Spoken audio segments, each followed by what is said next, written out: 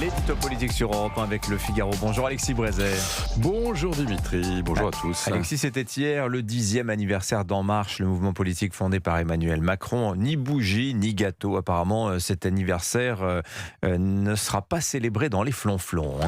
Comme le temps passe, Dimitri, le 6 avril 2016, à Amiens, sa ville natale, un jeune homme brillant et plein d'avenir, ministre de l'économie du gouvernement de Manuel Valls, portait sur les fonds baptismaux, dans une salle fermée aux journalistes, un mouvement politique d'un nouveau genre dont il allait faire le marchepied de son ambition présidentielle.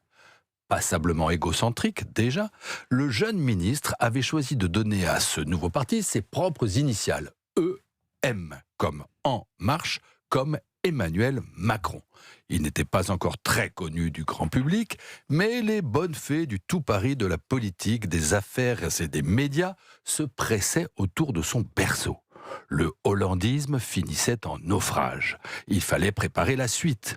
Pour les chevaux de manège du Parti socialiste, Richard Ferrand, François Patriat, bientôt rejoint par Gérard Collomb, ce petit prodige plein d'enthousiasme qui avait le sens de la formule, le soutien des patrons et un talent certain pour mettre en scène sa propre épopée, serait le meilleur des élixirs de jouvence pour la vieille social-démocratie frappée d'obsolescence par le train de la mondialisation. Placée sous le signe de la réussite économique et du dépassement des vieux clivages, l'aventure macroniste promettait d'être belle. Le fut-elle ? Pour la France, c'est très discutable. Mais elle a mené Emmanuel Macron 2 fois de suite à l'Élysée. Et pourtant, vous l'avez dit Dimitri, 10 ans après, l'humeur n'est pas à la fête du côté de ses partisans. Rejeté dans les sondages, laminé dans les urnes, massacré par celui-là même qui aurait dû les défendre et qui a préféré céder aux caprices d'une dissolution qu'ils n'ont toujours pas digérée, les macronistes ont le moral dans les chaussettes. Ils se rêvaient nouvelle force dominante installée pour longtemps au centre du paysage politique.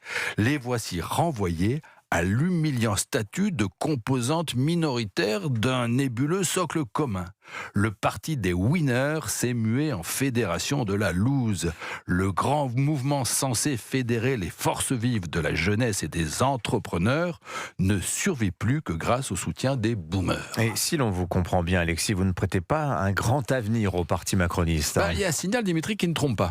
Pour la 4e fois en 10 ans, le parti macroniste s'apprête à changer de nom. Mais oui. Et il est né En Marche, puis il s'est appelé La République En Marche, puis Renaissance, et puis maintenant, Gabriel Attal voudrait le rebaptiser Nouvelle République, aux grandes dames de la vieille garde qui voudraient, elle, revenir au vieux nom d'En Marche. C'est le syndrome du protocole commotion.